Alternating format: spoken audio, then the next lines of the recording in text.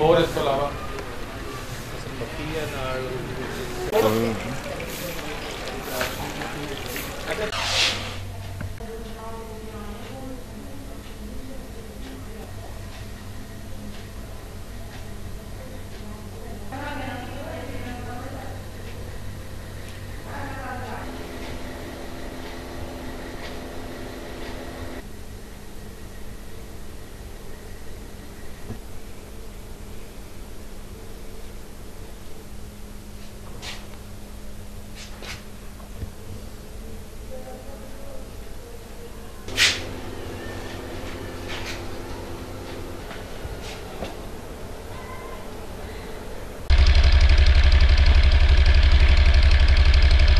कोई 7 बंदे मसला साढ़े घर आए हैं जिन्होंने आके दरवाजे तोड़े है लोहे वाली बारी नाल रस्सियां नाल बन्निया मेरे बेटे नूं। तकरीबन नुकसान कोई 55-60 तोले के करीब सोना, लेकिन असी हुण तोलिया तो नहीं ना जी। 2 बिस्कुट सी 10-10 तोले के, मेरे बेटे की मंगनी सी, शादी सी, इदों बाद वह जेवर बनवाना सी। मैं लाहौरों लैके आया सी अज तो 15-20 दिन पहले।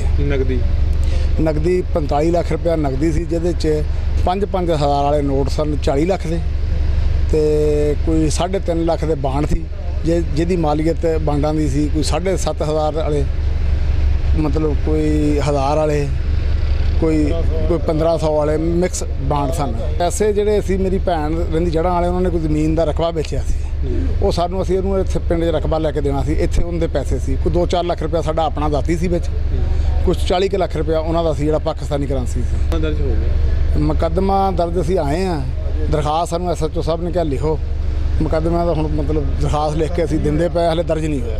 45 लाख का 45 लाख हाँ, जेवर पा के तकरीबन 80-85 लाख रुपया। 85 लाख हाँ जी। इसके अलावा पर एक मेरा लै गया लाइसेंसी जी। हाँ जी। तशद्दद उन्होंने पकड़ के तशद्दद वगैरह किया होगा? नहीं, तशद्दद नहीं किया सर। मेरे बेटे के उत्ते गन रखी है उन्होंने, कलाशनकोफ सी, तो हाथ बन्ने ਉਹਦੇ। बाकी वालदा ने फिर चाबियां देती मेरे बच्चों को, कुछ ना को सारे कमरे 'ਚ बैठे सी तो कुछ नहीं किया। पुलिस को इतला दी है उसने? पुलिस नूं असीं इतलाह दी है, फौरन 1-5 देते।